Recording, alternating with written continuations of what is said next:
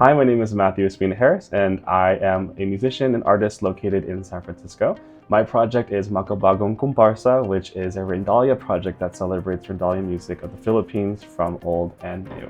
Music is my pathway to advocacy, and that is a multifaceted way to look at the different ways where community organizing, folkloric performance, and working with traditionally inspired cultural expression all kind of intersect. And so for me, I really appreciate the incredible amount of mentorship that I've received in this space in terms of just understanding indigenous cultures of the Philippines, understanding the colonial cultures of the Philippines, and how they are all part of the fabric of Philippine identity, Filipinx heritage, culture, and also our way of expressing ourselves as Filipino-Americans here in California, but also here in SOMA.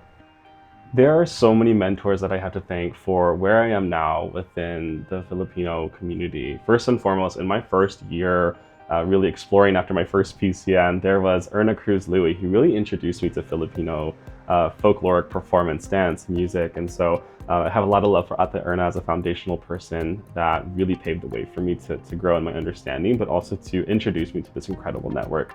There's also Juan and Lydia Carrion of House of Gongs. There's Eric Solano of Parangal Dance Company, Brian Batugo of Little Manila. There's Conrad Benedicto of Kulintang Dialect. Titania, Sir Faisal, there's just so, I could keep going. There's so many amazing people that have been doing the work for a very, very long time. And I stand on their shoulders very proud of that lineage and being from a community of practitioners who really have propelled Philippine artistry here within the Bay Area. So, you know, looking towards the future, I could say that I really carry all their lessons and mentorship with me as I continue as an artist in Rondalla and in Kulintang as a cultural researcher. All of it really is centered on those first few years of mentorship that I had. So very thankful for that path and very thankful for where I am now. And I have a lot of that to thank to my mentors in the first few years. I consider myself very lucky to have grown up in the Bay Area and to have been exposed to various communities here growing up. But I think for me, being in San Francisco has unlocked a lot of doors for me. I've lived here for a few years now.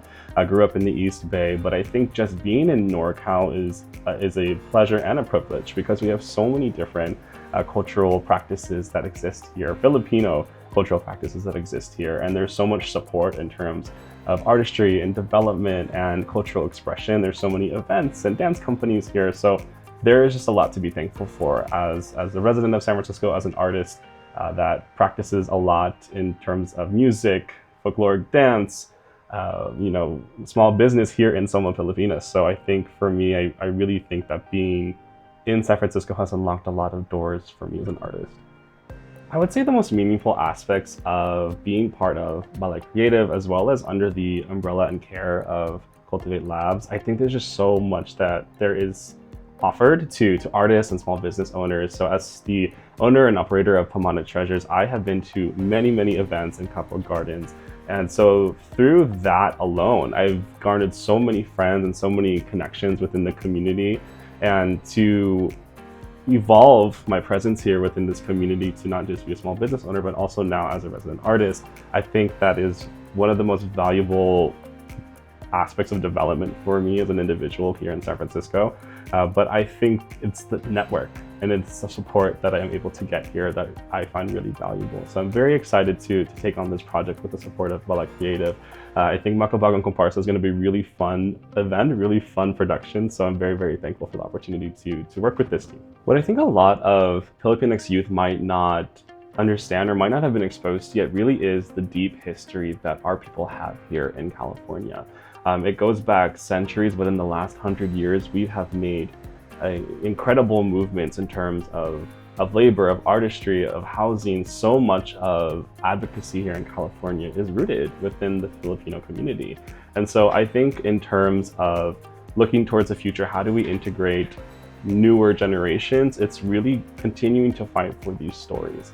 I think for me, I didn't really get exposed to really important stories of Filipino-American resistance until I was in college or into my adulthood. So I think if we continue as a community to push these stories, to share who these heroes are, not just national heroes of the Philippines, but of the diaspora, I think that's where we start to find a lot of common ground.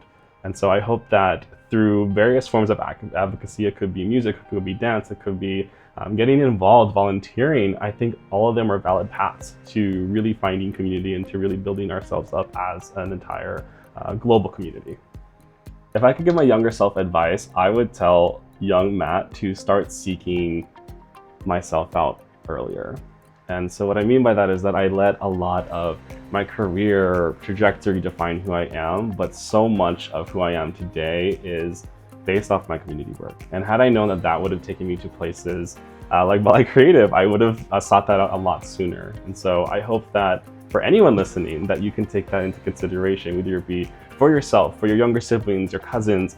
There's so much out there that I didn't even know about until I was like 21, right? So there's so much opportunity for youth to get involved. And so the earlier you seek it out, the more fruitful your future will become. You can follow my work at PamanaTreasures, Agos My Cool Arts, and Parangal Dance Company.